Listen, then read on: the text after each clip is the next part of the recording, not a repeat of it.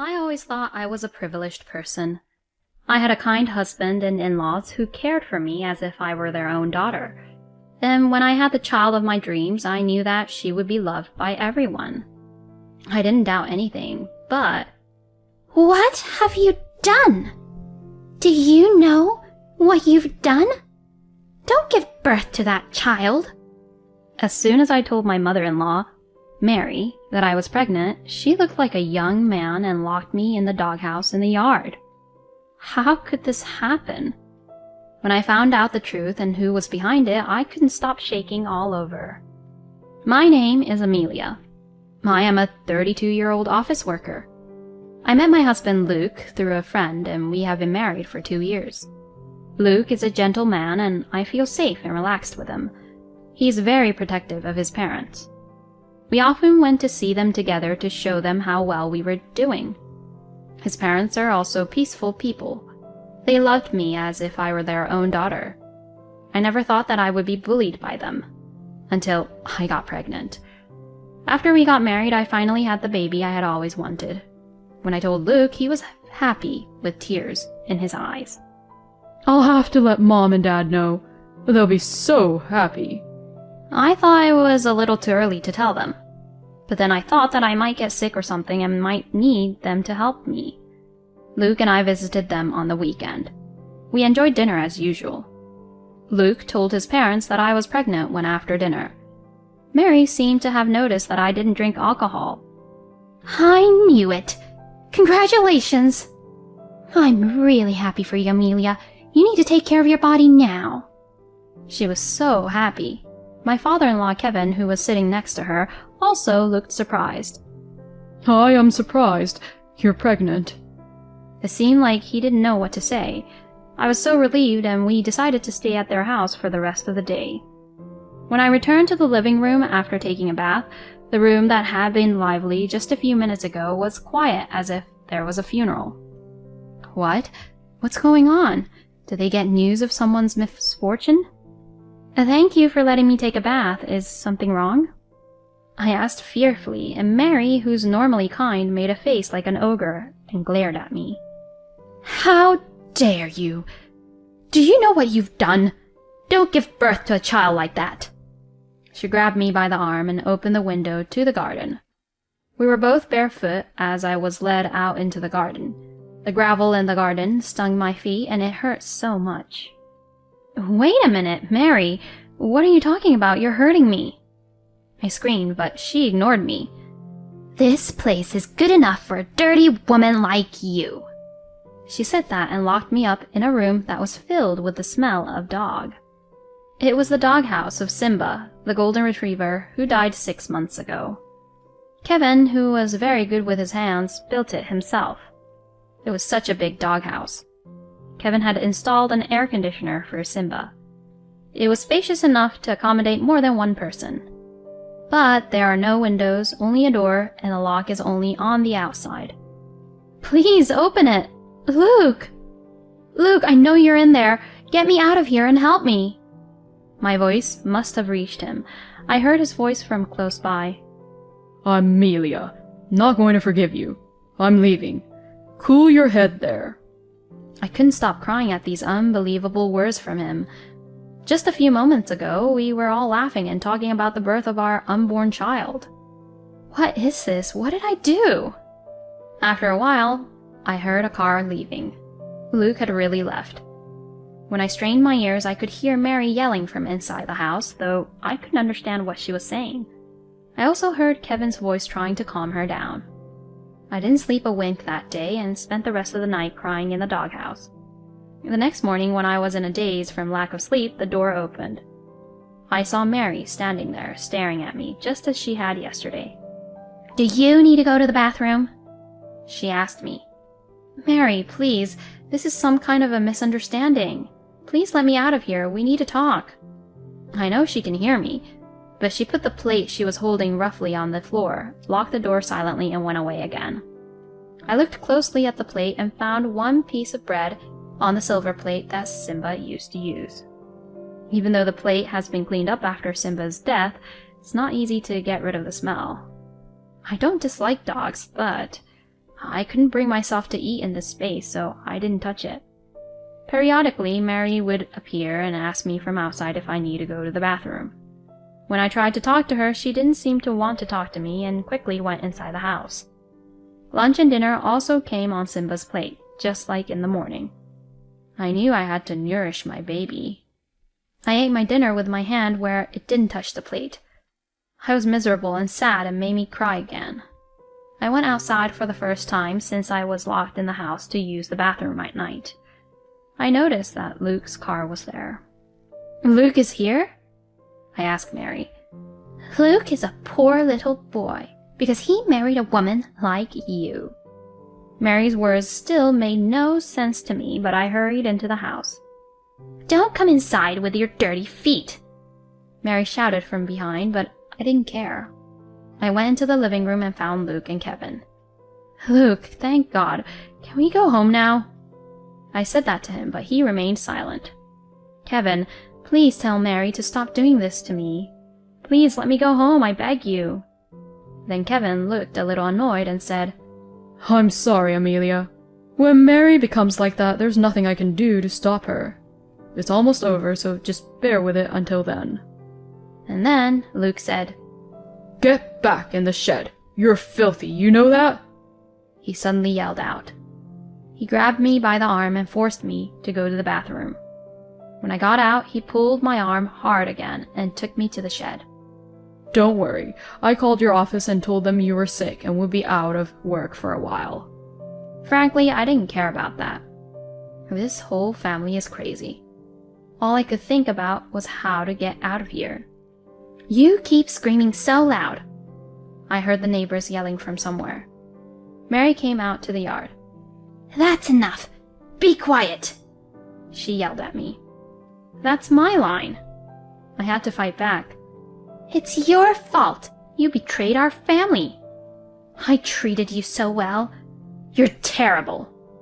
I could hear Mary sobbing outside, but I was the one who wanted to cry. The next morning, she glared at me again and then put the plate on the floor with a mighty thud. More hungry than sick, I picked up a piece of bread and bit it into it with all my might. This is for my baby. I noticed something at the bottom of the plate. Is this a credit card? It was indeed a credit card. It was Kevin's credit card with a sticky note on the back. He must have slipped it under the bread. Order something with this, the sticky note said. Order something?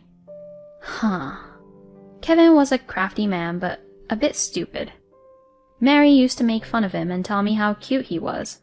Luke took my phone home with him, along with my bag. What am I supposed to do with one card like this?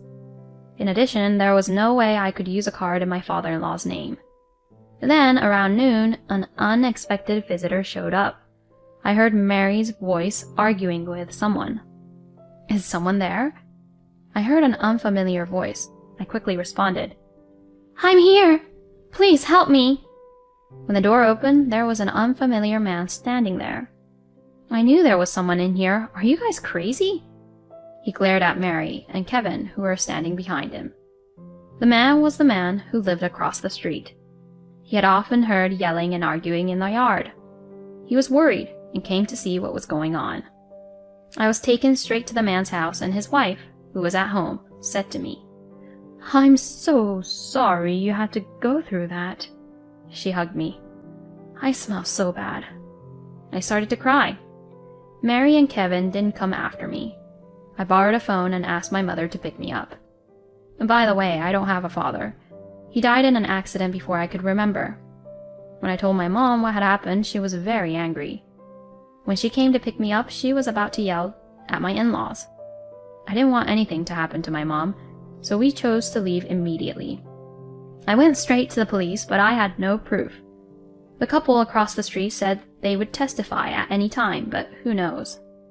I left the police station and went to the lawyer's office. I wanted to divorce that man right away.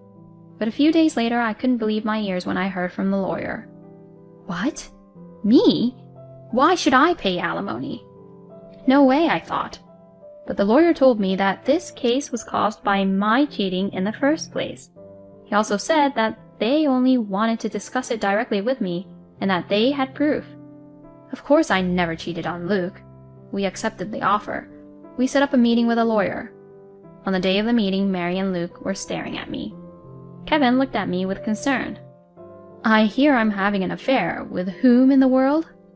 Mary's face turned bright red at my words. "I know you're messing with my husband." Her voice was loud enough to echo through the room, but the content of it startled me. "What?" Luke continued, spreading the pictures all over the desk. Look at this. It's you and my dad, no matter how you look at it. My mom and I picked up one photo at a time and looked at it. Sure, the faces are mine and Kevin's, but the bodies belong to different people. Some of the photos clearly show the wrong height difference. And then Luke took out his phone and started playing some kind of sound. "I love you, Kevin." It was unmistakably my voice, but I don't remember saying a word about it. Luke and Mary looked so proud of themselves, but I really thought they were idiots. Then my lawyer said, This is a composite photo, isn't it? Also, isn't the audio also processed and made up? I'm sure we'll find out as soon as we get it to the lab. Well, I think anyone would find it odd even if we didn't. When I pointed out the height difference, which even I noticed, the color of Luke and Mary's faces began to deteriorate a little. At the same time, they turned their attention to someone else. Dad, what's going on? You're telling me that these pictures and the audio you gave me were all a lie? And that story about my baby's father being you was a lie too? Luke's voice rang out in impatience. Kevin turned his head to the side. I love Amelia, Kevin said. These unexpected words gave me goosebumps. It turns out that after I went to the bathroom that day, Kevin brought these pictures from his room and started to tell Luke and Mary, actually, Amelia and I are in love. Kevin usually doesn't joke about stuff. So Luke and Mary believed it completely. By the way, both the pictures and the sound were made by Kevin. When I heard that he usually used them for his personal use, I couldn't stop shaking on the spot. As a result, Luke left me and went home because he didn't want to see me. Kevin wanted to divorce Mary and be with me. Mary did not want to divorce him. While I was locked in the doghouse, Kevin and Mary talked about divorce all the time. So when you said it would be over soon, I blurted out. I mean, Mary and I are getting divorced soon. Of course, you and Luke are splitting up, right? You always smile at me and I really love you. I want us to be together. I couldn't look directly at him. He was too creepy. Then my mom, who was sitting next to me, said, Hey, you old guy, I can't listen to you anymore. Do you realize how sickening you sound? Because she smiled at you? Huh? Of course she smiles at you because you're her husband's father. And you're just misunderstanding, you idiot. Kevin's face turned bright red after hearing her words. And you two. You guys are just as guilty for inflicting a lifetime of trauma on my daughter. Neither I nor Amelia will ever forgive you. My mom glared at them with all the hatred she could muster. Luke and Mary were completely disheartened and made me an unbelievable proposal. Amelia, I'm really sorry about what happened. Mom and I were so careless. Let's just forget all these and we'll start over, okay? I mean, a child needs a father, right? I don't know what kind of nerve he has. He must be kidding me. Yes, that's right. A child without a father is pitiful. A child needs both a father and a mother. Amelia, I'm really sorry that I lost my temper too. Can you forgive me? I mean, how could Amelia have feelings for an old guy like you? Here, you apologize to her too. Mary strongly urged Kevin to apologize to me after she looked at me with a goofy look on her face. That made me feel sick and nauseous. I got up from my seat and ran to the bathroom.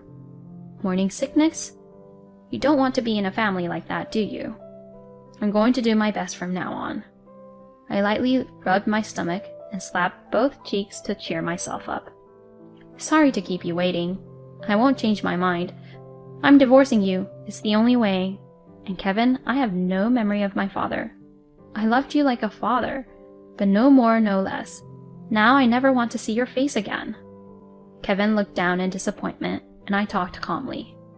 "Luke, don't you think this child would be more pitiful with a father like you? I feel so bad for her, thinking about what she might have seen from my belly." "Mary, do you feel sorry for a child who doesn't have a father? That's how you thought about me all this time?" "It's none of your business. I have such a strong and dependable mother." I don't know if they had any words to reply, but they all became completely silent.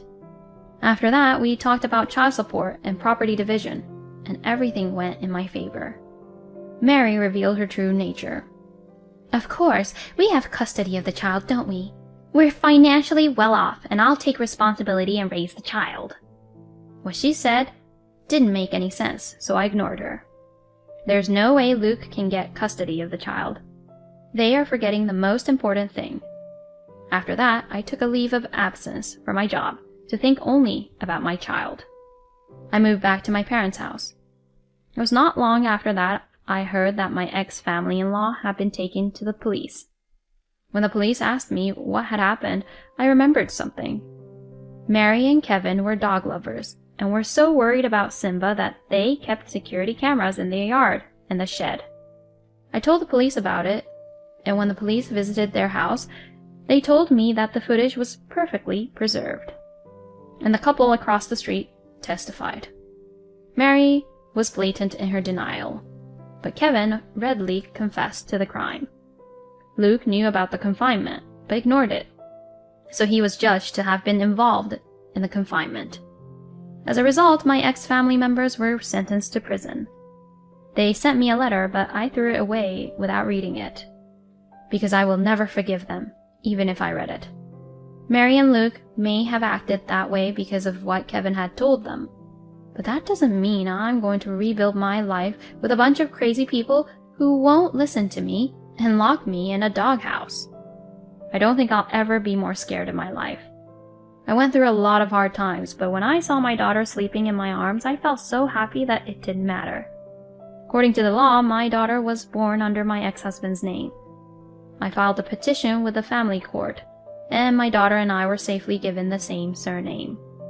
By the way, I heard my ex-husband got out of jail first. None of my friends know where he went. He never paid child support.